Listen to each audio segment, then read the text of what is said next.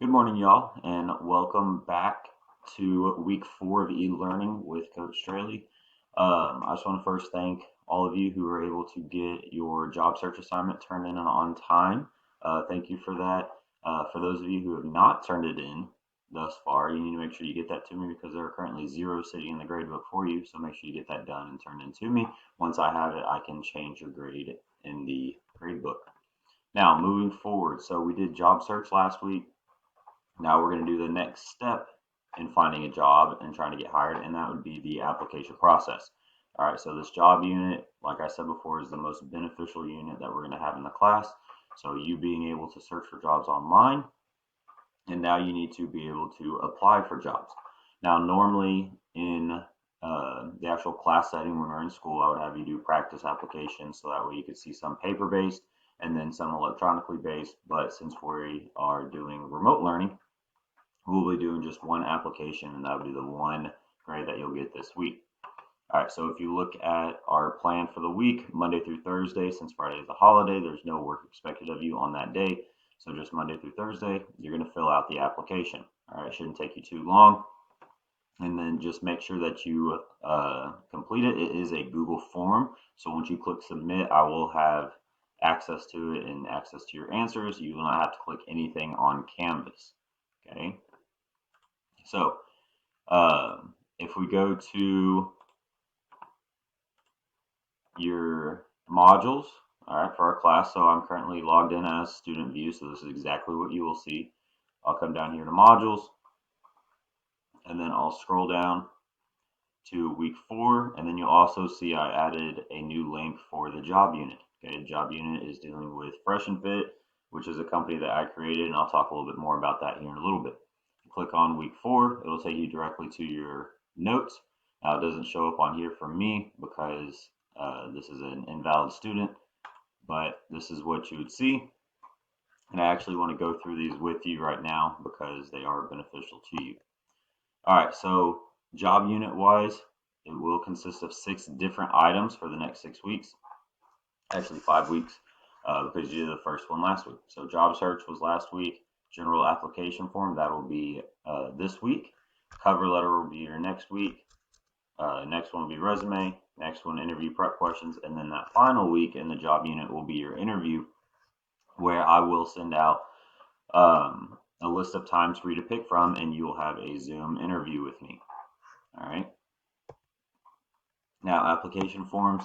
All right, so what is an application? All right, it is legal documents used to keep track of different people who are applying for certain jobs. All right, they're trying to make a yes and no pile for those applications because let's be real, you're going to have 50,000 applicants depending on what type of job you're applying for, and they're not going to interview every single person. All right, so they're trying to eliminate as many as possible and as quickly as possible. So easy ways to stay out of the no pile right away. Make sure you follow instructions. Make sure that you are accurate and neat, especially if you're writing it on paper. And then you are actually qualified for the position. If you don't have the qualifications for it, those applications go straight into the no pile and you want to be in the yes pile.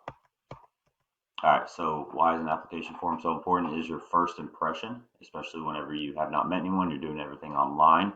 You have not met the boss, you know, not met the manager, the supervisor. All right, they don't know who you are.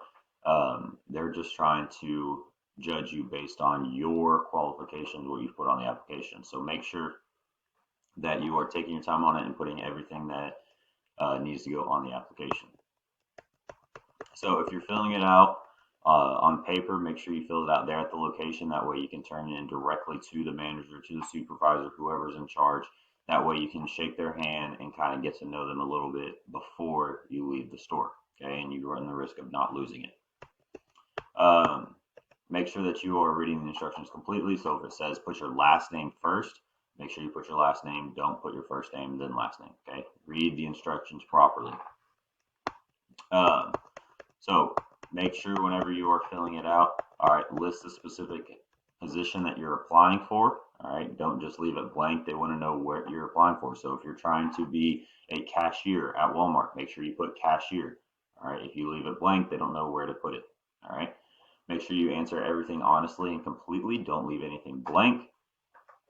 All right, if you don't know the answer to something, please make sure you find out the answer to it. So if you don't know your social security number right now, all right, that's one of the biggest numbers that you need to remember in your life. All right, 3 numbers followed by a dash, followed by 2 numbers, followed by a dash, then 4 numbers.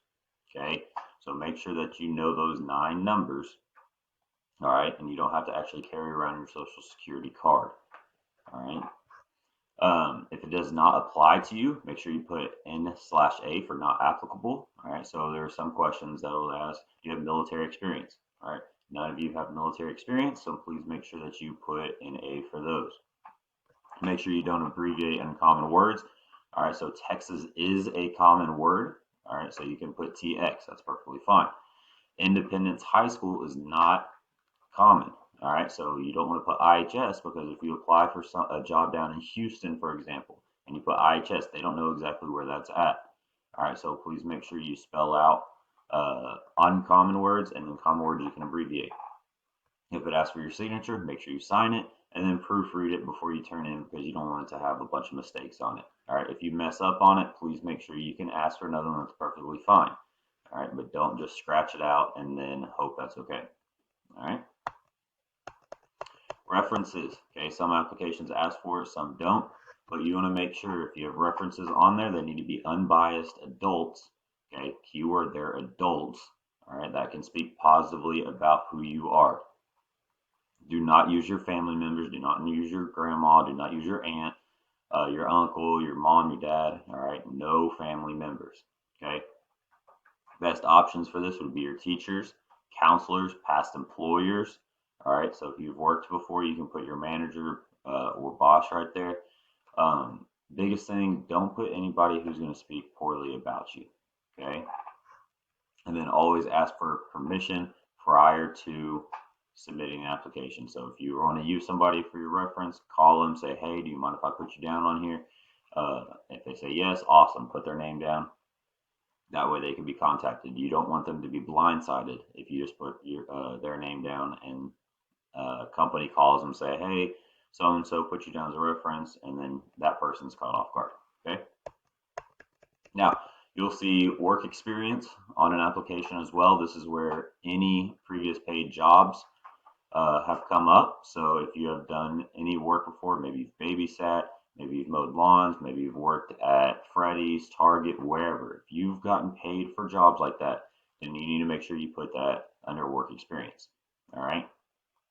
Now, if you don't have any work experience, all right, but you have volunteered at a church, at school, wherever you volunteered at, all right, please feel free to put that as well. But just make note, if you have done volunteer work, you did not get paid for it. Okay.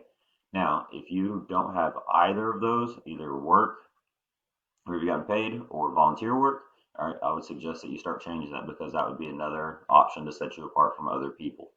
Okay, so make sure you have those. This would be an example of a poorly done application. It's really sloppy. Okay, they've scratched out a few things. They're not staying within the boxes. All right, this would automatically go into the no pile for me. Backside, yes, he went ahead and signed it. All right, but then left all this blank and then left the recommendations. That'd be the references. So if you don't have references, that's just telling the company that you don't have anybody that can vouch for you. Okay. This would be a good example for an application. Nice, neat. Went ahead and made sure to put the position that they're applying for up at the top. When they can work.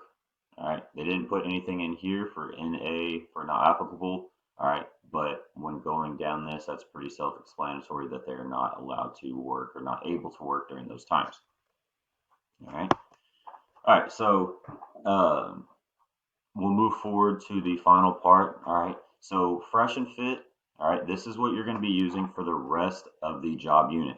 Okay. It's a company that I created. It's the company that you're going to apply for the job. Okay. This is what your cover letter is going to be based on. This is what you're going to base everything for your resume, your interview questions. This is what job you're going to be interviewed for. Okay. So I've left the website down here for you. So when you click it, it'll pop up to my website. All right, this is a completely made up website, made up company by me. What your job is is to scroll up and down through the website, figure out how to navigate it. You can see the creators of it in the upper right hand corner. Make sure that you read stuff, because whenever you do the application, there are going to be questions on possibly the purpose, the vision, the mission statements, the creators, whoever it may be.